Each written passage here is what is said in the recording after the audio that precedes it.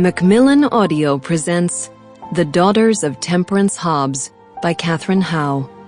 Read for you by Barrie Kreinik.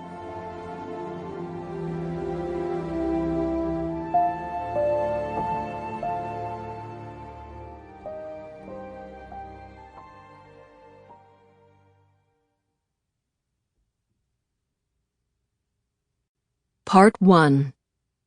Etite. And Ruth said, Entreat me not to leave thee, or to return from following after thee. For whither thou goest I will go, and where thou lodgest I will lodge.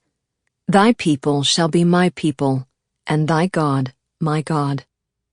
Ruth 1:16, King James Bible. The devil has made us like a troubled sea, and the mire and the mud begins now also to heave up apace. Cotton Mather, The Wonders of the Invisible World, 1693. Prologue. Easthorpe, Essex, England. Candlemas, 1661.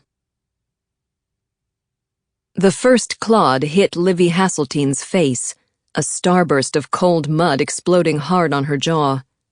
Livy spat dirt, dropped her basket, and turned to run, the taste of dirt and sheep soil in her mouth. "Get out of here!" one of the boys screamed.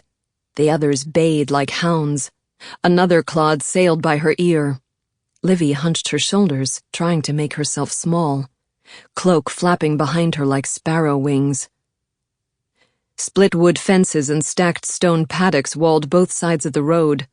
Cold late winter mist lay so thick that Livy couldn't see much farther into the fields behind the fences than a rod or two, but she could hear the soft lowing of shaggy-backed cows, their jaws working the cud as she fled by.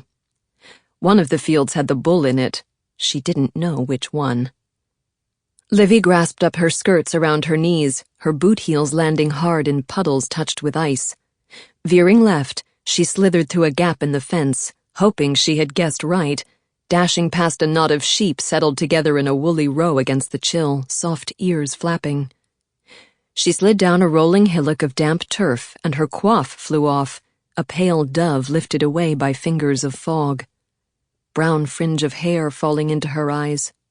She glanced behind her, through the cloud rolling heavy between the cottages of Easthorpe, this mean little village where they never used to live. How many boys? 3, their shadows moving after her down the lane. She could hear their breath, their syncopated feet. "You, Satan's spawn, long-toothed demon beast, best you run. Which way she go? This way. I got her." Another clod came sailing through the fog and fell with a splat 6 feet behind her. Livy picked up speed, woolen stockings bagging at her knees. Livy's breath came high and tight in her chest, her cheeks flushing scarlet. She wasn't a runner. She didn't like to go outside the cottage most days. She preferred it near the hearth, teasing the flames with a poker, helping their landlady by sweeping up ashes or shelling peas. It was a mistake to go out, to be seen. Livy was a watery girl, prone to fevers, her skin clammy and hot.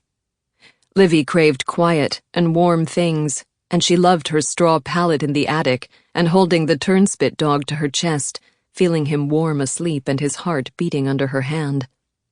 Livy wished she'd stayed in their rented corner of the cottage loft.